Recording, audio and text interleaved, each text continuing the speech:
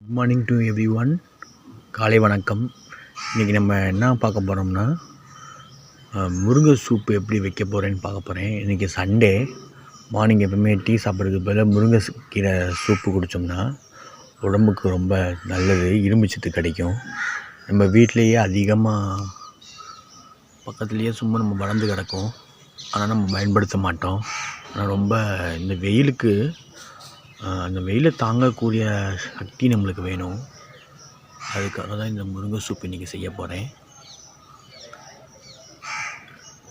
செஞ்சு எங்கள் அப்பாவுக்கு கொடுக்க போகிறேன், நானும் சாப்பிட போகிறேன். பெரிய மரமாக இருந்துச்சு, இப்போ தான் வெட்டினேன். ஏதோ சாஸ்திரம் சொன்னாங்க, நம்ம வீட்டு உயரத்துக்கு மேலே இந்த முருங்கை மரத்தோட உயரம் போகக்கூடாதான். அது என்ன ஜாதக ரீதியான எதுவும் சாஸ்திரமாக, அப்படி இல்லை பாம்பு எதுவும் வீட்டில் ஏறிடுன்னு சொல்கிறதுக்காக சொன்னாங்களான்னு தெரியலை. நம்ம முருங்கைக்கீரையை பறிச்சுட்டு உங்களுக்கு நான் காட்டுறேன். முருங்கைக்கீரையை பறிச்சுட்டேன். நம்ம என்ன பண்ணணும்னா சிம்பிள் மெத்தட் தான். முருங்கைக்கீரையை நல்லா அலசி வச்சுருக்கேன். இந்த பூண்டு, சின்ன வெங்காயம், மிளகு, அப்புறம் மஞ்சத்தூள், மிளகாத்தூள் இதெல்லாம் சேர்ந்து ஒரே குக்கரில் போட்டு விசிலுக்கு வைக்க போகிறேன்.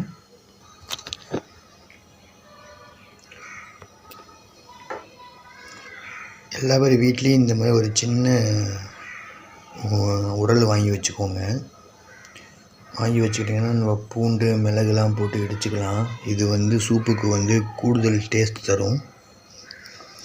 இப்போ ஒன்றும் இல்லை, இப்போ இந்த வெட்டி வச்சுருக்க எல்லாத்தையும் சேர்த்து குக்கரில் வச்சு மஞ்சத்தூள், மிளகுத்தூள், உப்பு, சீரகப்பொடி எல்லாம் போட்டு விசிலுக்கு வச்சிட போகிறோம்.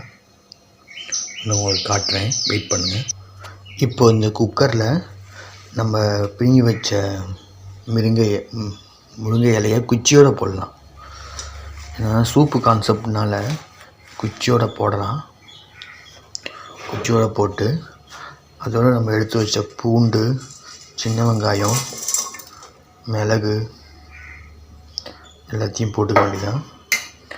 அதோட நச்சு வச்சா இது வேகிறதோட இது வேகமாக வெந்துடும். அதனால தான் நச்சு போட்டேன். பூண்டு டேஸ்ட்டாகவும் இருக்கும்.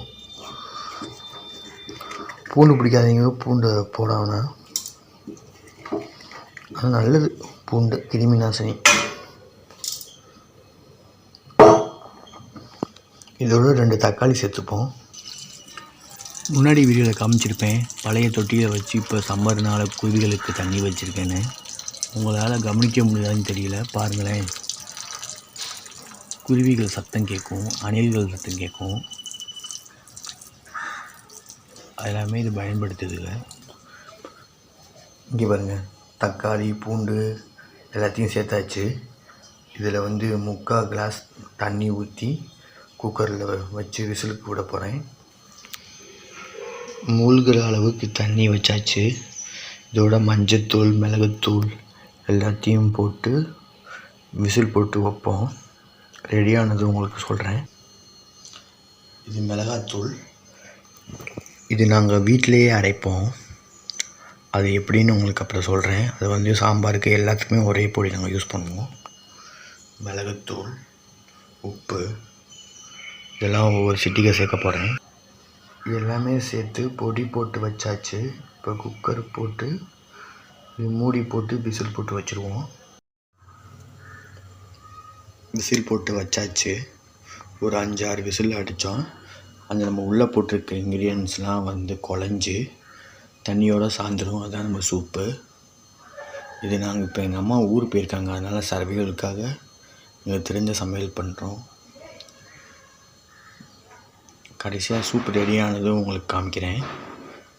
என்னோடய சேனலை சப்ஸ்கிரைப் பண்ணிக்கோங்க. நான் பேசிக் தான், என்னால் முடிஞ்ச அளவுக்கு ட்ரை பண்ணி போடுறேன். இந்த இன்கம் எனக்கு கொஞ்சம் ஹெல்ப்ஃபுல்லாக இருக்குன்னு தோணுது.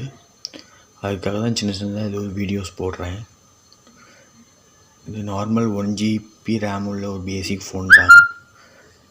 ஏன் இப்படி சொல்கிறேன்னா, நான் என்ன சொல்கிறது, நான் கம்மி இப்படி சொன்னோம்னா சப்ஸ்கிரைப் பண்ணுவாங்கன்றதுக்காக இல்லை. உங்களுக்கு பிடிச்சிருந்தால் சப்ஸ்கிரைப் பண்ணி ஷேர் பண்ணுங்கள், ஹெல்ப் பண்ணுங்கள். தேங்க்யூ. பாயில் ஆகிட்டுருக்கு. ரொம்ப சூடாகி ப்ரெஷரில் விசில் வரும். அதில் உள்ளே இருக்க மெட்டீரியல்லாம் வந்து நல்லா குழஞ்சிரும். அவ்வளோதான், அப்படின்னு நிறுத்திட்டு நம்ம சூப்பு பரிமாறலாம். காமிக்கிறேன் உங்களுக்கு. ஃப்ரெண்ட்ஸ், சூப்பு ரெடி ஆயிடுச்சு. வாங்க பரிமாறலாம். நீங்களும் செஞ்சு சாப்பிடுங்க, ரொம்ப சத்து. தேங்க்யூ. சப்ஸ்கிரைப் பண்ணிடுங்க ப்ளீஸ். தேங்க்யூ.